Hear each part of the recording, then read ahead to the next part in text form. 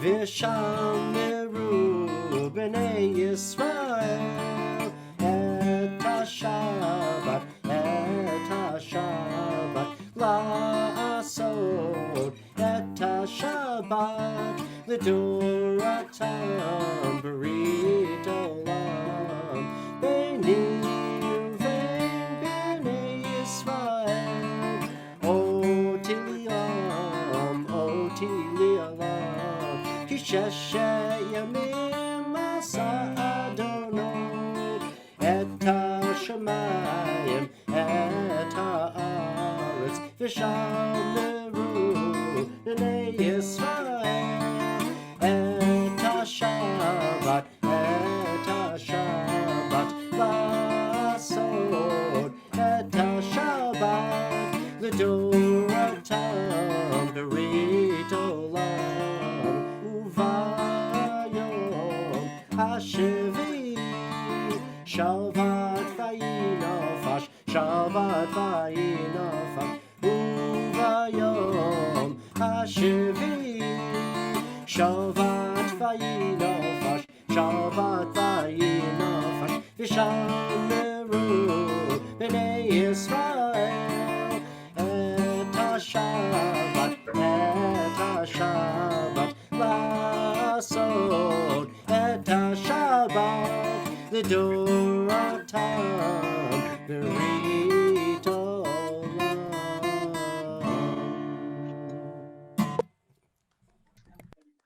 Woo! Nice That's one. beautiful. Nice. That's beautiful. Yoke. Gorgeous. Thank you very All kindly. right. Thank you, Gary. It's been a while. Thank you.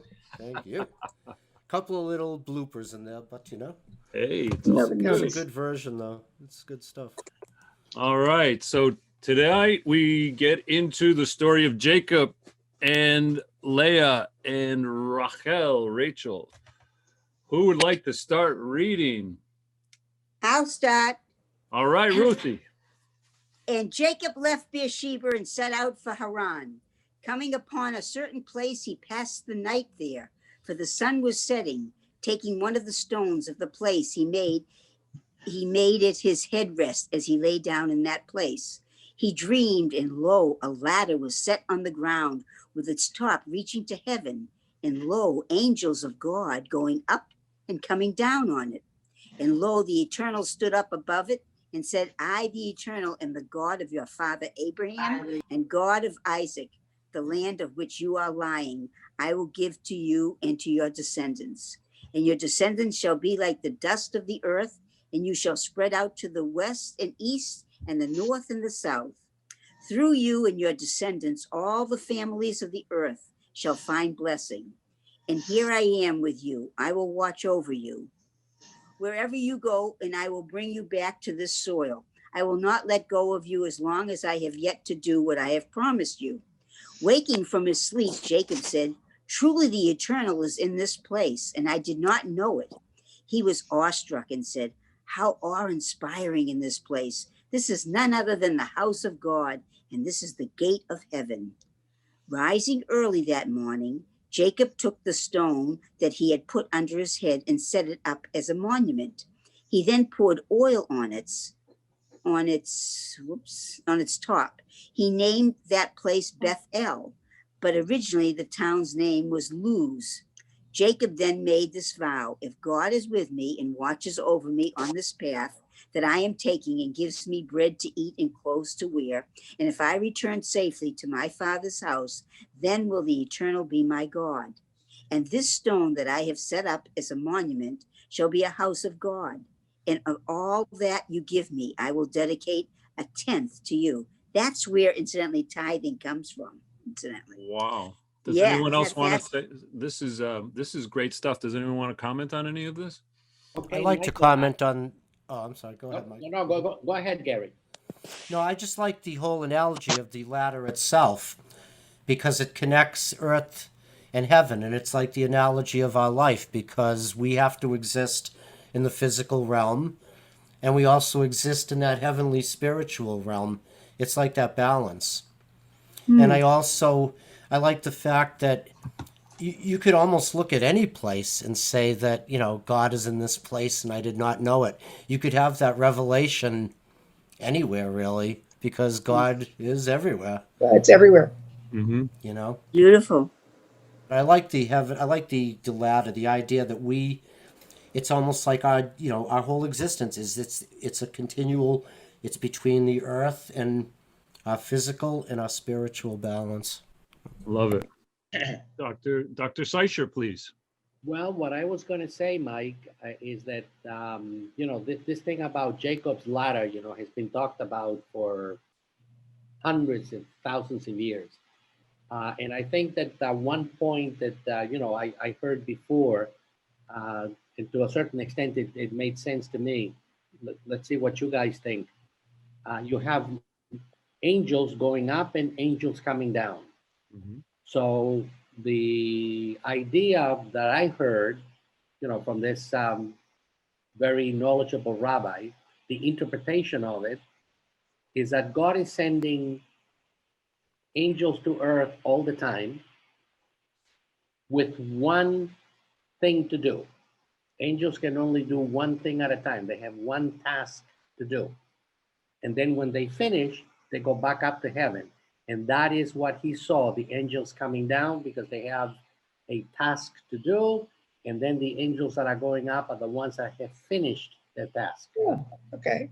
And what is the task? Whatever God decides that. I thought it was one task. I'm sorry. Yeah. For each angel, Has a different task. there's a different task. Oh, I understand now. I understand. Okay. Yeah, and so you're saying that they're all just engaged in whatever task it is, not so much for Jacob, but Jacob is witnessing this interplay between heaven and earth, then, right? There's a wonderful Negro spiritual. It's called Negro, but Black spiritual. It's called "I Am Climbing Jacob's Ladder." That's right. This was Beautiful. the whole idea of Jacob's ladder in Christianity is a big one. It's very big. It's beautiful, as a matter of fact. I have a question.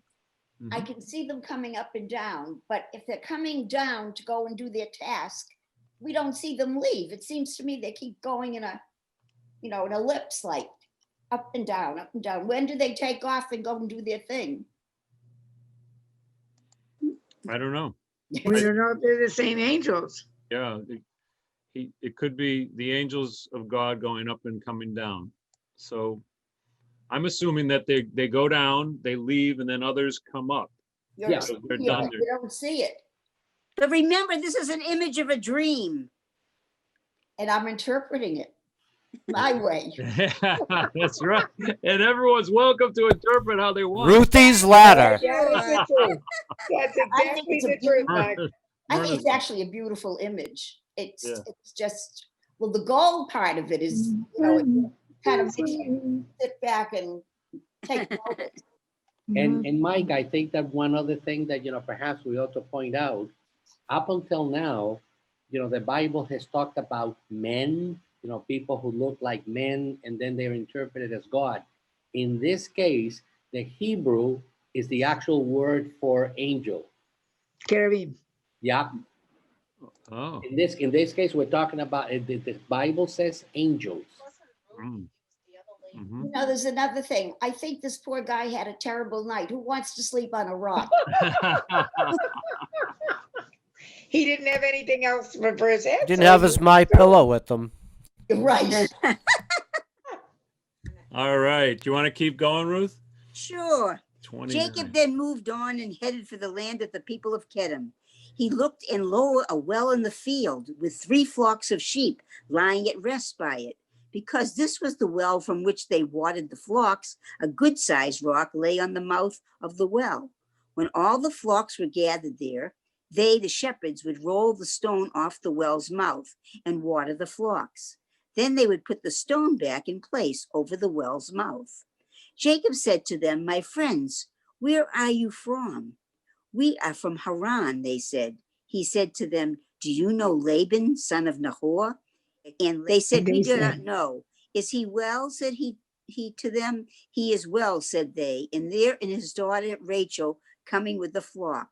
He said, "Since the day is still young and not yet the time for rounding up the livestock, why don't you water the flock and then take them out to pasture? But they said, we can't do that until all the flocks are rounded up and that the shepherds roll the stone off the well's mouth. Then we water the sheep. While he was still talking with them, Rachel arrived with her father's sheep, and she was a shepherd. When Jacob saw Rachel, daughter of Laban, his mother's brother, with his uncle Laban's flock, Jacob went over, rolled the stone off the well's mouth, and watered his uncle Laban's flock. Now Jacob kissed Rachel and began to cry in a loud voice. Jacob then told Rachel that he was her father's kinsman, that he was Rebekah's son, and she ran and told her father. Whoops, okay. Wait a minute. Upon hearing the news of his sister's son, Jacob, Laban ran to greet him, hugging and kissing him. He brought him into his house. Then Jacob told Laban everything that had happened. And Laban said to him, truly you are my bone and my flesh. So he stayed with him a whole month. Laban then, yeah, go ahead.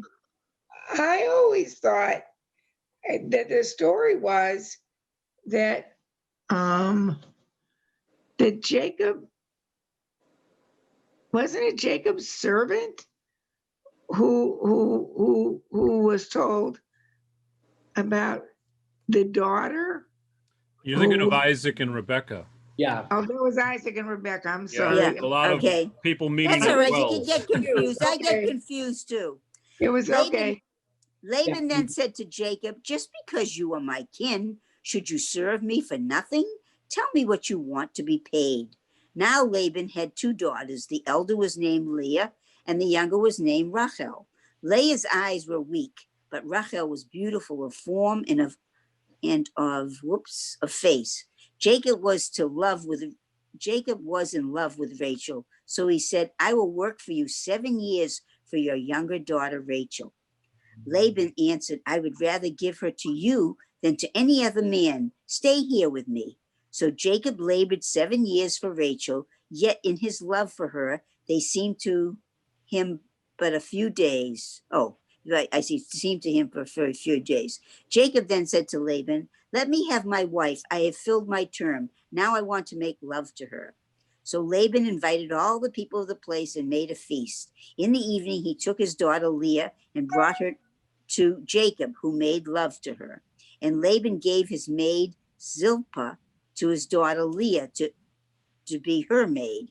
In the morning, look, it was Leah, and Jacob said to Laban, what have you done to me? Wasn't it for Rachel that I agreed to serve you? Why did you deceive me? And Laban replied, this is not done in our region, to give the younger before the firstborn. Okay.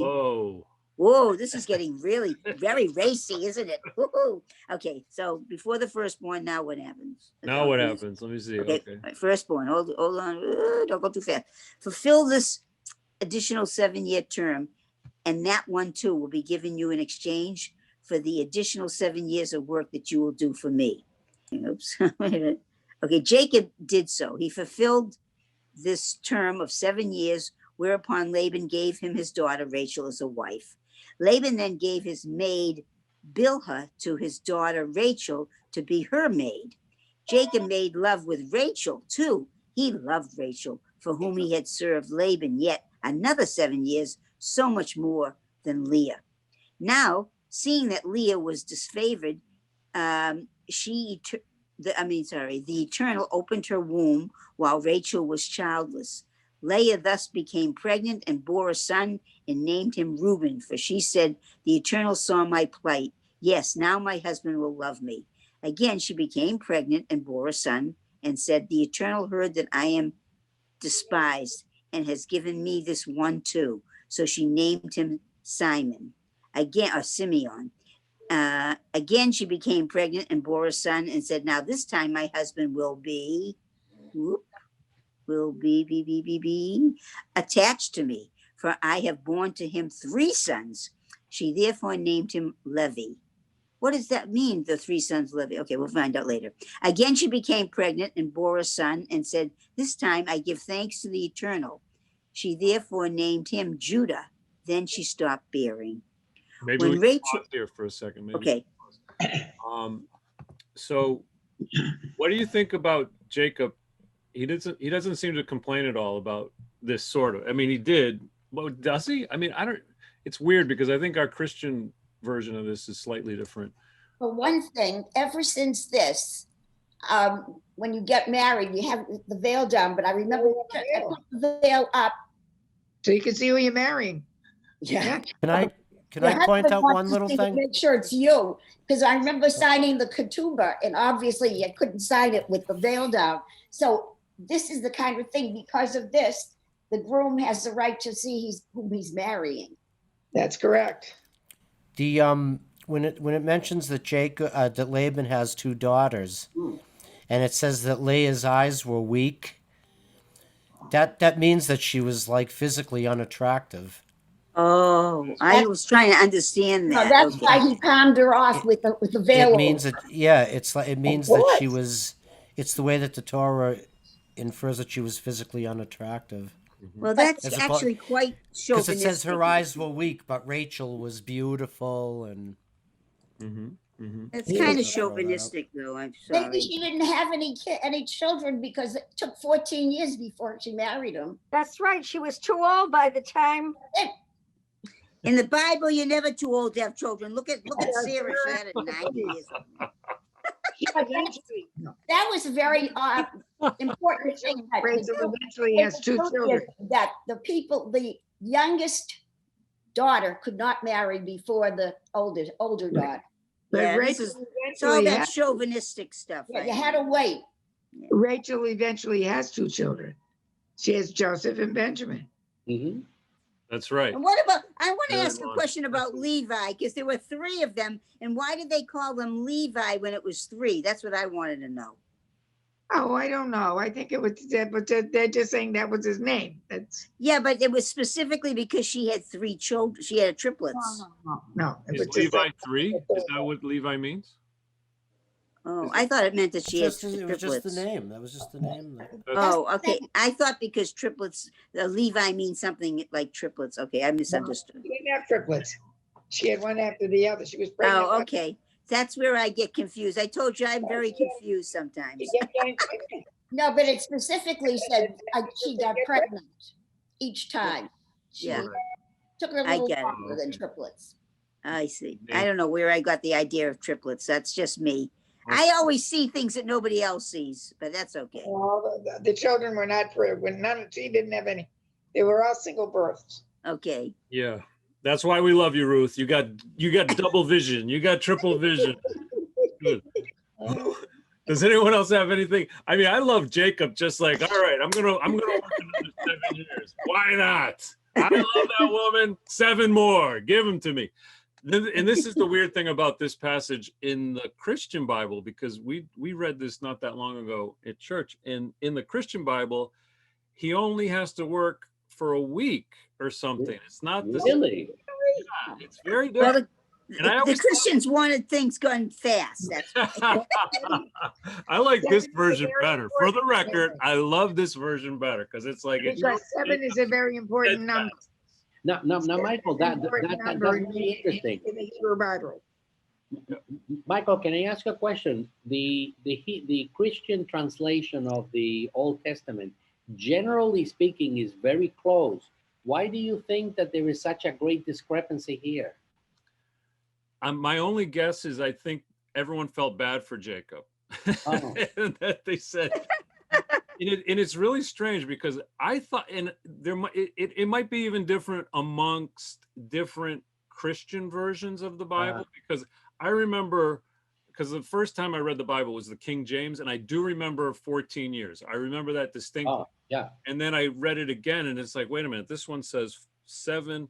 I'll give you Rachel after 7 days, but they never get married or something. I don't know. It's Well, not the as marriage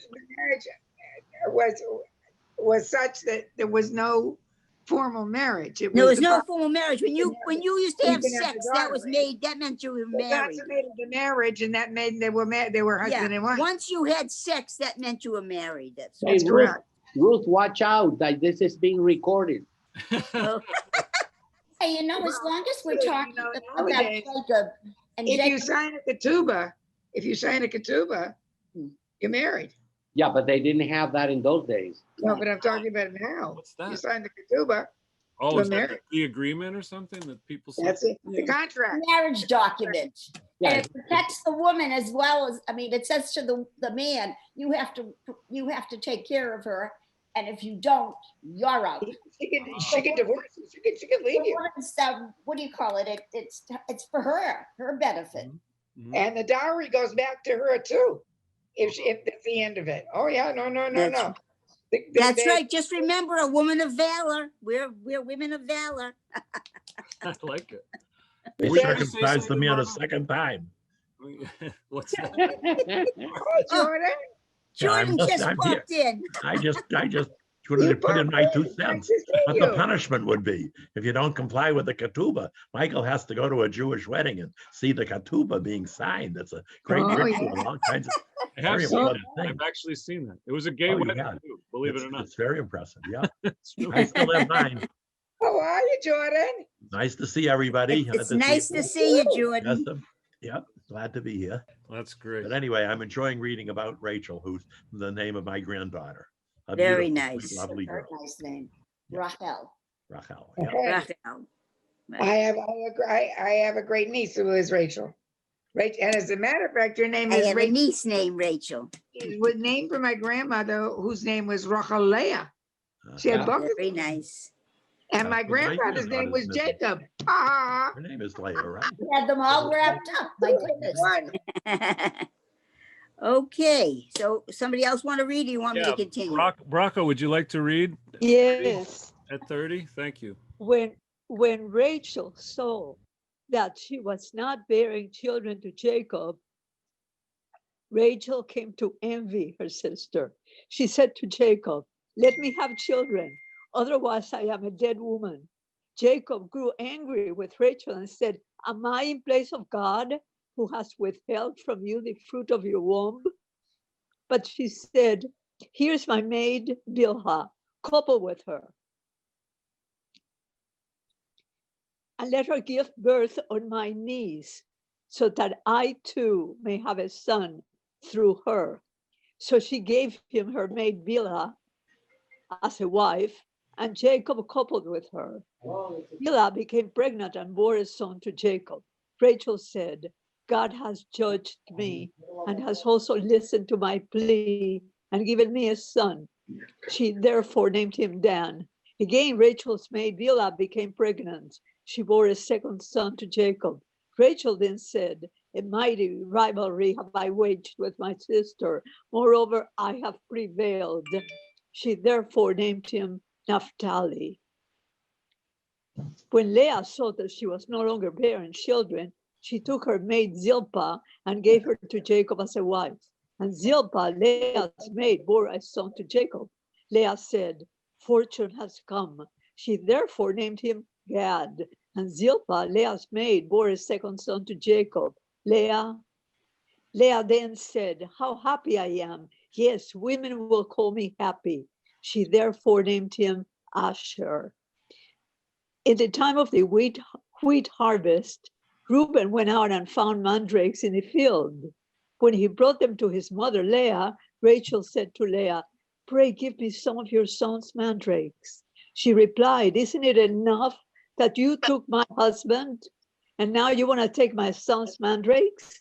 And Rachel said, "Very well, let him sleep with you tonight in exchange for your son's mandrakes." When Jacob came in from the field that evening, Leah went out to meet him and said, "I am the one you will bed tonight, for I have bought you with my son's mandrakes." That night he slept with her, and God now listened to Leah. She became pregnant and bore a fifth son to Jacob. Leah said, "God has given me my reward for giving my maid to my husband." She therefore named him Issachar. Yeah. Again, Leah became pregnant. She bore a sixth son to Jacob.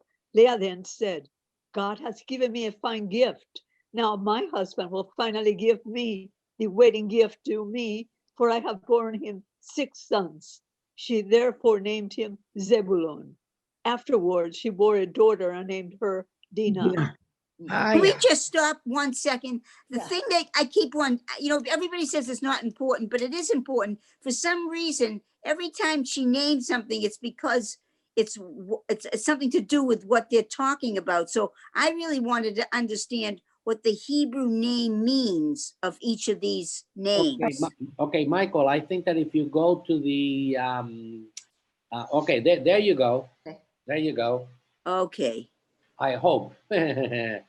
Okay, so Danani is judge me, as you can see. I see. Okay, so I can read that on my own. Okay, now I understand. But see, that was important. It's just not a name. There's a meaning to each name. Okay, Yeah. that's important to me. And The Okay, meaning as I'm reading it here, Asher is happiness. yeah. Yeah, Yeah, but that's why he Thomas. said happy. Yeah, I right. didn't say that poor Jacob had problems. This poor guy is worn out. That poor guy. He's our man. That's our guy, Jacob. Wow. You know, there's an excellent version of this whole this whole few paragraphs. Actually, someone made it. Have you ever heard of the I forget the name of it. It's like a YouTube channel. It's called Aleph Beta, or Oh, sure. Aleph Beta is the alphabet. Yeah. yeah, and it's actually a lot of cartoon characters that they do the whole, not the whole reading, but just this portion of it, because there's such a rivalry here that's brewing between Rachel and Leah. Oh, It'll absolutely. bring you to tears. We should send it, Gary. Remember that time we saw it? I sent it to you and Annie, like maybe. I don't remember if I ever got to see it, to be totally honest. It's a long one. It's about 45 minutes. but I it's do worth it. remember when you sent it. It's I do amazing remember because when you sent it. they look at the Hebrew and they really read into, the rabbi who does it is really reading into the mandrakes and how that would make a mom feel, and Rachel at that point didn't have like a child to give her anything. And so the whole idea here is that Rachel, it's such a beautifully well done piece of art, really, but it explains how Rachel, it really goes into their feelings and how the feelings are with these two sisters, right? They have Reuben went out to find mandrakes, and even the rabbi's like, mandrakes, they don't really matter, but when it's your son or daughter who's giving you something that makes you, he brought them to his mother Leah. And when that happens, there's like a connection there. It's like when the child first draws a picture and gives it to the parent, it's like, oh, you did this. This is incredible. And so Rachel was so moved that she said, please give me some of your son's mandrakes. Because she didn't have a son. She didn't have a daughter, really, And until later on. This becomes almost like a bartering chip in a lot of ways, that this rabbi was explaining how Leah was jealous of Rachel and Rachel's love for Jacob and Jacob's love for Rachel. So Leah, jealous of course. What's that? She was very jealous of him. Yeah, and so when Rachel says, sleep with my husband, sleep with Jacob, so it's almost like, and then you can even see when she says, Leah then said, God has given me a fine gift. Now, finally, my husband will give me the wedding gift due me. Like, finally, she will claim Jacob as her husband. Finally, like after all these children and after all this, we'll have to send it. I have to find it and we'll send it, because it's a kind of a long thing, but it's beautiful. It had me in tears. I was like crying because I was like, oh my gosh, this is a beautiful way to look at this. It's really interesting, because I would have a lot of trouble with everybody else having these births, and Well, they were. I mean, she was also. Yeah, I would have so much trouble with this. Everybody else was having the kids except I have a lot of trouble with this. Rachel's tomb. This is it on the road to Bethlehem, is where Rachel's tomb is, and women who are having problems getting pregnant go and pray at Rachel's tomb. Oh, I didn't know that. So that they will become pregnant. Yeah. Interesting. It's interesting. We go back to Isaac and Ishmael. A similar kind of thing. Hagar will she will bear your son. And Ishmael became the head of the Muslims, and and Isaac with the Jews. If they had to do this all of these people, we'd have an awful lot of new people, like new tribes rather, from all of these that they're having. Actually, we didn't we? But they don't do that today. In the Orthodox Jews, if a woman can't get pregnant, that's a reason for a man to divorce her. Did you know? That's the truth. And so it's different now. It's not like they can get somebody to help her out. They divorce the person. They can divorce her. They can divorce her, which I think sucks, but that's just between you and me. Obviously it sucks. But I just find it interesting that in all these places, they give the man a substitute for his wife, and that's supposed to take care of everything. Yeah, that's why I have a lot of trouble with all this. Just me, but All right, who would like to continue on? Rachel? God now remembered Rachel. Cynthia, Do I? would you like to try? Somebody doing this, or should I take over? All right, you Mark. take over, Myrna. Okay, God now remembered Rachel. God listened to her and opened her womb. So she became pregnant and bore a son. She said, God has removed my disgrace. She therefore named him Joseph, saying, may the Eternal add on another son for me. Now, after Rachel bore Joseph, Jacob said to Laban, release me, let me go to my own place, my own land. Let me have my wives and children for whom I toiled under you. And let me go, for you know the service I have rendered you. Laban then said to him, please hear this. I have prospered, and the Eternal has blessed me on your account. He added, indicate your wages to me, and I will pay them. Jacob said to him, you know the result of my labors for you, how your livestock fared with me. What little you had before I came along has increased greatly. The Eternal has blessed you at my every step. But now, when shall I provide for myself, for my own household? Laban said, what should I pay you? Jacob replied, do not pay me a thing. If you do this for me, I shall return to shepherding, to keeping your flock. Let me pass by all your flock today, removing from it every spotted and speckled kid, and every dark lamb among the rams, and every speckled and spotted goat. That will be my payment. My honesty shall answer for me on the morrow. When you give me my wages in your presence, I affirm that any animal that is not either spotted among the goats or speckled or dark among the young rams is stolen if found in my possession. Agreed, said Laban. Let it but be as you have said. How many speckled and spotted ones do you get out of a flock? I mean, is it more? In other words, is this a prolific thing? Does he get a lot of these animals? I have no idea. Yeah, there's some. I wasn't there. I don't know. No, but it's interesting because you wonder, did they have more cleared animals or did they have more spotted ones? Was this a great thing for him? Yeah. We'll never know. Yeah, because I would like a little freckled animal, though. The weird thing is if you keep reading, there's like a technique where he's making them spotted and striped. I don't know. It's strange, but go ahead. It's weird. All right, but that day Laban removed the streaked and speckled he-goats and all the spotted and speckled she-goats, every one that had white on it, and every one of the young rams that was dark, and handed them over to his sons. He then set a distance of 3 days' journey between himself and Jacob tended what remained of Laban's flock. By the way, they only mentioned Dinah very briefly. Dina. Dinah,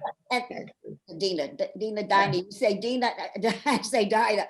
But this is the one that, Diamond, what was it? Anita Diamond wrote a whole book on Dina. That's correct. The Red Tent you're talking about. Yeah. Right. It's interesting that because it's only like mentioned so briefly. because what Anita Diamond was writing was a midrash. What they call Yeah, and she was, and it wasn't factual. It was more like a novel. Dina got, she was in love with a young man from a different Yeah, tribe. not Jewish. Their brothers killed everybody. It was terrible. She Yeah, well, wasn't in that's love like with they him. all They had to be raped her. He circumcised. raped her. Shechem. Well, we're not sure that was the truth. She may have said that. I think she was in love with the young man. That's the thing. And they didn't like it. That's next week. Let's not jump ahead, people. Let's stay on our target. Stay in the present. Stay in the present. So keep going, Myrna, at number 37, if we can. Oh, Jacob now took fresh rods of poplar, almond, and plane, and peeled off white strips of bark, stripping the white on the surface of the rods. He set the rods he had just peeled by the water troughs, by the trenches filled with water, where the flock was wont to drink, opposite the sheep, and they went into heat as they approached to drink. When the flocks, how did that happen? You wave a magic wand, you're all in heat? This is bizarre. He set the rods he had just peeled, by the water troughs, by the trenches filled with water. I said that. They went into heat as they approached to drink. When the flocks conceived in front of the rods, they brought forth young that were striped, speckled, and spotted. Aha, there was a little hanky-panky. And the young rams, Jacob kept for himself, turning the faces of the flocks toward all those sheep of Laban's that were streaked or dark. He set apart herds for himself and did not join them to Laban's flocks. So when the hardy among the flocks went into heat, Jacob placed the rods in the direct view of the sheep at the water troughs to bring them into heat by virtue of the rods. But he did not put them among the sickly of the flocks, so that the sickly ones became Laban's and the hardy Jacob's. Thus the man prospered more and more. He had abundant flocks, female slaves and male slaves, camels and donkeys. That's a little bit dirty poo. For what Laban had done to him. Wow. Is there any scientific background for this, Wow. Dr. Scheiser? I mean, Okay, I really don't know flock genetics, so I'm going to have to pass on this one. Well, I don't understand what the rods had to do with their going into heat. no, I don't know this. I Who think knows? that's something They to might God. have known something we didn't know. Evidently. I know it doesn't really say much in the commentary either. They just kind of go over. Leave it to your imagination. Yeah, usually they have all. There It is still something sounds like a novel to culturally. me. Okay. Okay, wait a minute. Braca wanted to say something. What is it? No, there is something culturally that I always heard. So Mhm. I thought it was common knowledge. It's not science, but if a woman is conceiving, even while she's pregnant, what she looks at will affect the looks of her baby. Uh-huh. Ooh, oh my goodness. So if I look at a donkey, I'm going to have a donkey kid. So I don't that's think it right, goes though. that far. It's interesting though. There happens to be, or seems to be, a lot of emphasis on pregnancy. Like, you know, what we read for Rosh Hashanah, the woman who sits there and the priest yells at her for drinking wine and, you know, and Yeah. yeah, Hannah. It's his right, mother. right. And she said, I am an honest woman. I don't drink, but I'm praying to, you know, to become a mother.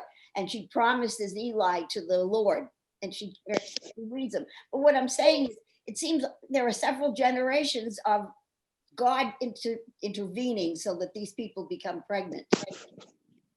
We did it with Sarah. Oh God, yeah, that's true.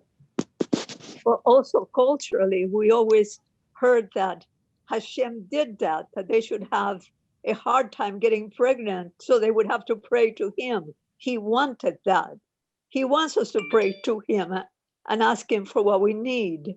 And he wanted the matriarchs to do that. This culturally, I always Really? heard, always, yes. Hashem wanted those prayers from Sarah, from Rivka, from Rachel. So it shows that God is above everything and he can do anything. Intervening in our lives and wanting our prayers. Mhm. That's great. That's interesting. It was Yeah. interesting because I remember a couple of weeks back, Dr. Seiger was saying how when we started in the beginning, it started with the B, the bet, right? And how you don't really you we don't really know God. It's only through these actions, right? And these connections with the people in the Bible, right? God doesn't come out in the beginning of the Bible and say, "This is who I am." It's more like, "Here's what I'm doing: action, action, action, action." And absolutely, pregnancy is a huge action. It's why we're here, right? To keep. They didn't have much else to do, so they got a lot sick. All right, I love it. Cynthia, how about 31:1? Can you? By the way, I have to tell you that I've got to find out how this is.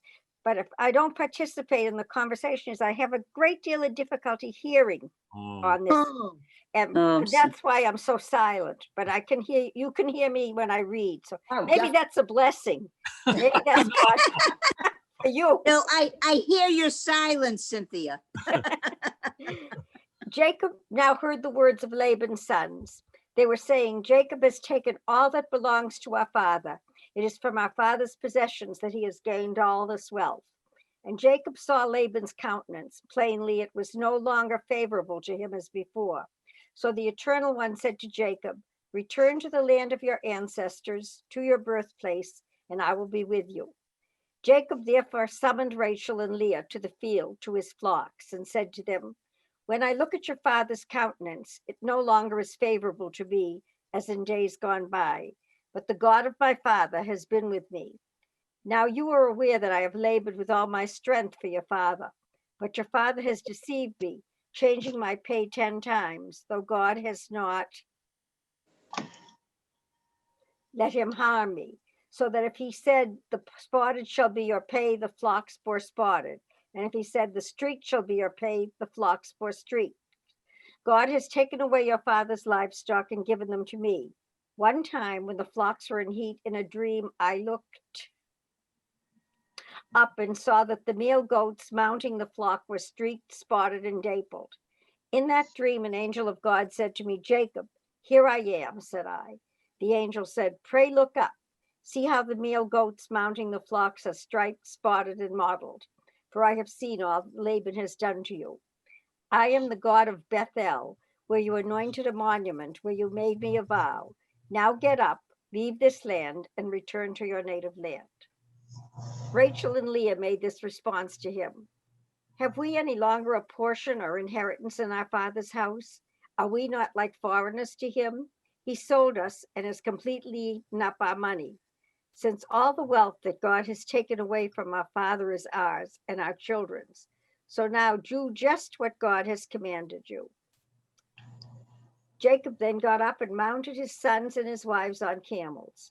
He drove all his livestock and all his possessions that he had acquired, the livestock in his possession that he had acquired in Padam Aram, to go to his father Isaac in the land of Canaan.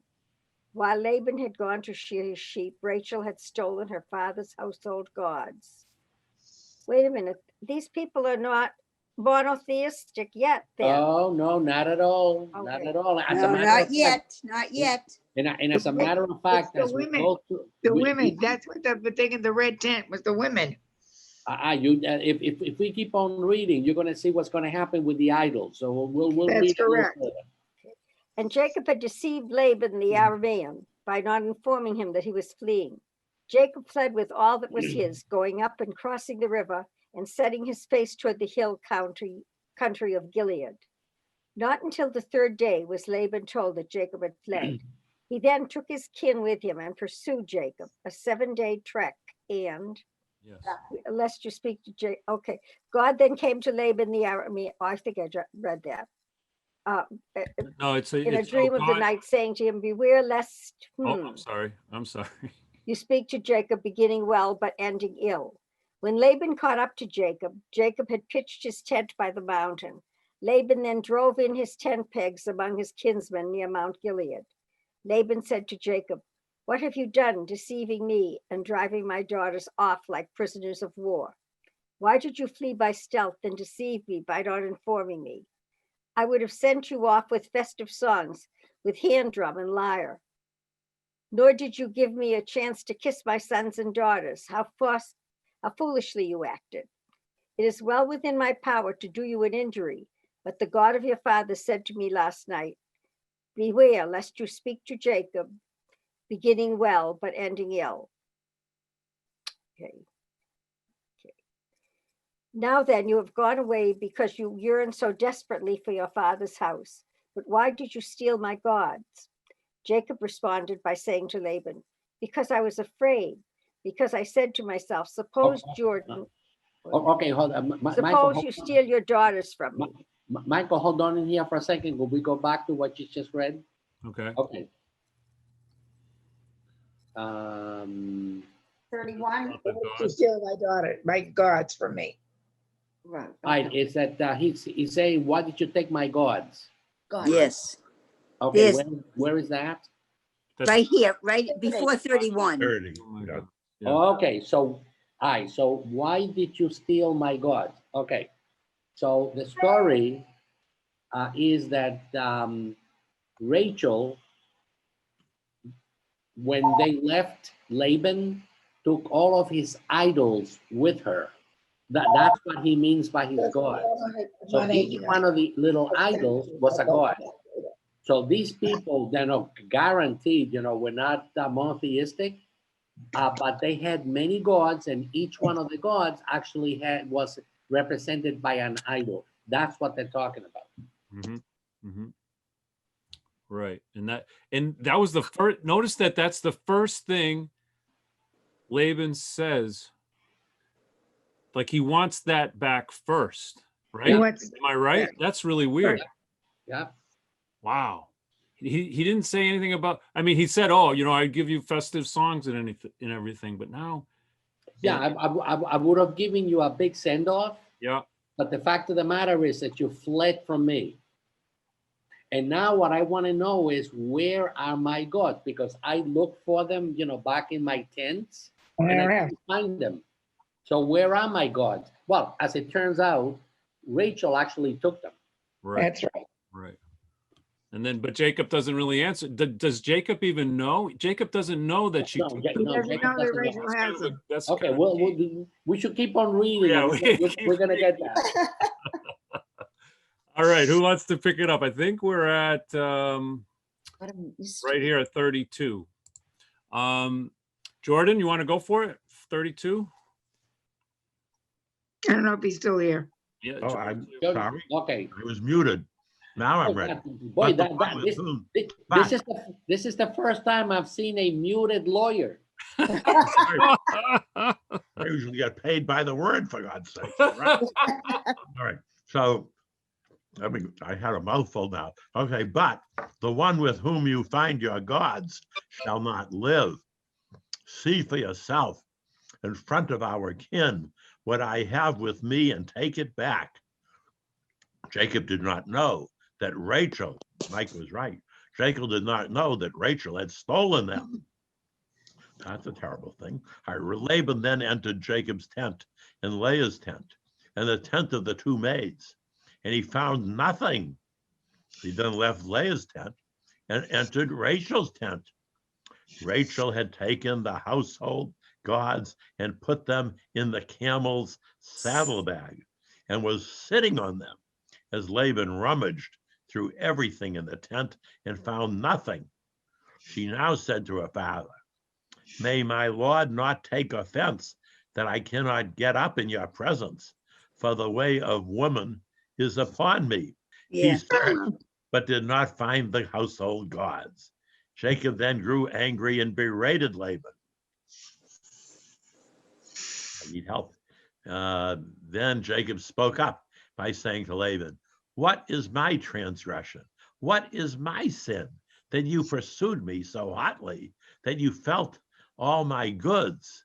What did you find of all your household goods? Put it here before my kin and yours, and let them decide between us. These 20 years that I have been with you, your ewes and your she-goats never miscarried, and I never ate the rams of your flocks. I never brought you an animal torn up by wild beasts. I made good the loss from my own possessions when you demanded it for a sheep stolen by day or by night. For me it was, by day the heat consumed me, and the cold by night, and sleep fled from my eyes. Thus it was for me. 20 years I served you in your house, 14 years for your 2 daughters, and 6 years for your flocks. And you changed my pay 10 times. Had not the God of my father, the God of Abram, the fear of Isaac, been for me, you would right now be driving me away empty-handed. But God saw my affliction and hard labor and warned you last night. Laban then responded by saying to Jacob, the daughters are my daughters, and the sons are my sons, and the flocks are my flocks. Everything that you see is really mine. But as for my daughters, what can I now do about them or the sons that they have borne? So now come, let us make a pact, you and I, and let it be a witness between us. That sounds like make-up time. So Jacob then took a stone and raised it up as a monument. And Jacob said to his kin, gather stones. So they took stones and made a mound. They then ate there by the mound. Laban called it Yaga Shaharuthra, while Jacob called it Gilead. Michael, if we hold on in here for a second, if you can go back a little tiny bit, to the paragraph. Okay. On 44, the translation is, so now come, let us make a pact. But if you take a look at the Hebrew, is berit, that's a covenant. Uh-huh. So let us make a covenant among us. Interesting. A covenant is far greater than a pact. I yeah. understand. Yeah. Okay? True. Okay. And you're not even a lawyer, but that's very good. You're right, Mike. Thank you, sir. Shall I keep reading at 48? Yeah. Yes, please. Laban said, this mound is a witness between us today. The mound is a witness? Mike, you know that. Michael Zeitcher knows that. A mound can't be a witness. What the hell is he talking about? Anyway, I don't know. Laban said, this mound is a witness between us today. Therefore he, Jacob, had named it Gilead. And this is the mitzvah about which he, Laban, said, may the Eternal keep watch between you and me when we are hidden one from the other. Should you mistreat my daughters or take wives in addition to my daughters, though no one else is with us, consider God is witness between you and me. And Laban said additionally to Jacob, behold this mound and behold this monument that I have raised between us. This mound is a witness. This monument is a witness that I shall never pass this mound toward you intending harm, and that you shall never pass this mound and this monument toward me intending harm. Let both the God of Abraham and the God of Nahor, the God of each one's father, judge between us. And Jacob swore by the fear of his father Isaac. Jacob then offered a sacrifice by the mountain, inviting his kin to eat bread. They ate bread and they stayed the night by the mountain. In the morning, Laban got up early, kissed his sons and his daughters, and blessed them. Then he went home. So Laban returned to his place. Now Jacob went on his way, and angels of God met him. And when he saw them, Jacob said, this is the camp of God. So he named that place Mahanaim. Wow. Wait a minute. How are they going to survive without their gods? Well, they got their mound. No. When Laban went back, Right. he didn't have his I gods. No idea. If you remember, back in the day, back in those days, there were people whose job was actually to make idols. You know, they Like Abraham's father. like Like Abraham's father, right? So, you know, there were idol makers. You know, everybody was an idol worshiper, but you could buy idols from an So he idol. probably got some new idols made. That's what he probably did. So, you know, he went back and probably bought a new idol. But the thing- Certainly. but what is in this thing about the idols is, number one, Rachel took the idols with her. Right. So Okay. what you gonna do with them? And that's the But second if you question. notice Okay, the Bible is silent about this thing, but what happened to those idols? let me say that in the book by Anita Diamond, the women at Jacob's household, in the women's tent, they set up the idols in the women's tent and they worship the idols. Oof. Oh, The Yeah, women but that's did. a novel. That isn't really true. That's what I'm saying, obviously, but obviously that's must, if Rachel had them, she must have been doing that. I see.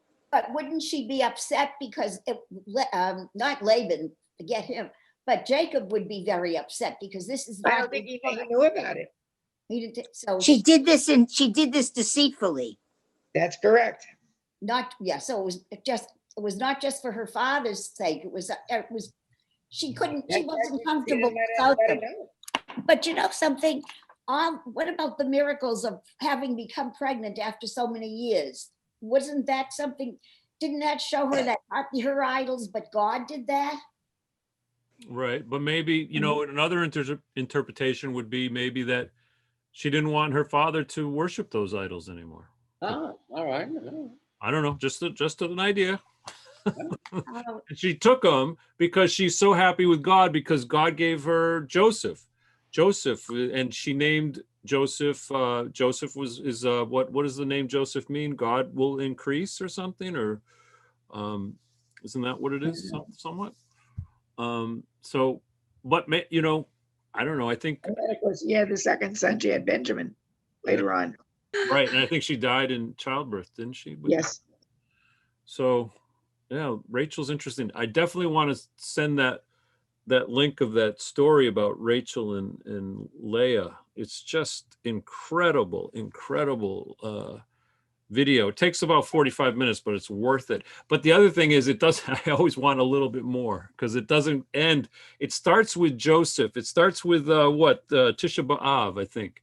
The crying of Rachel's tears will not be consoled. No, Tisha B'av has to do with the temple. Has nothing to do with right. that. The destruction of the temple. It's a destruction of the temple. That has nothing to do with that. No.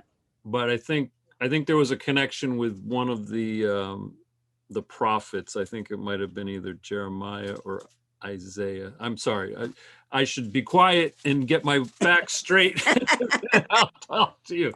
But no, you got to see this. It's a beautiful thing. It's amazing, and it makes me want to learn Hebrew very much because the rabbi's reading the Hebrew part, then he's reading the English part, he's reading the Hebrew part, he's reading the English part. And it's like, ooh, this is like, and so when we have it set up on the page like this, you could almost sense this. There was like this other, there was, the action of the words seemed to jump out a lot more and just like, wow, this is really good. Well, Michael, if you take a look at this week's portion and combine it with last week's portion, when you have Jacob having deceived his father Isaac to get the blessing, so he deceived his father. He goes to Laban, and then Laban deceives him. So you can say, well, maybe this is just punishment. Perhaps. Okay, and not in the Bible, but in the Talmud, if you remember the story that the rabbis give, is that when Jacob finds out that Laban has deceived him, he goes over to Laban and says, how could you possibly have deceived me? And Laban says, I learned it from the master. I learned it from you. Remember that? I do, from the Talmud, yeah. But you know what bothers me about that? Last Saturday, Rabbi talked about, like ill-gotten gains, rather. And he mentioned Jacob's sin of doing that. And one thing he never said, and this has been bothering me, he never made what? Who's all of a sudden I'm pulling a blank. Who was their mother? Rebecca. All right, thank you. Rebecca was Rebecca. Rebecca right? in my head. All right, so but Rebecca was the one who told him how to fool his father. That's And correct. she has- but she has no culpability in this. They blame Jacob and not her at all. Well, you gotta know, it was all chauvinistic in those days. Yeah. So That's right. No, Well, it they're good in was. the I mean, that's a Rebecca, fact. Rebecca That's a fact. decided that she wanted her son Jacob to get that. No question. well, have a great move. Have an easy move. Easy. Thank you very Right. much. Yes. I'll be back on Shabbat morning, though. I'll be back on Oh, that's- Shabbat morning. That's good. Yeah. Okay. Great seeing everybody. Thanks for coming. This was All right. One, yes. Bye-bye, everybody. Bye, everybody. Very pleasant evening. It everyone. always Whatever's is. left of it. God bless. Even it took me a long time to get myself, whatever, but it did. I'm so glad you got it figured out, Maureen. Oh. It's so great. Baruch I tell you, Hashem. it's- Good night.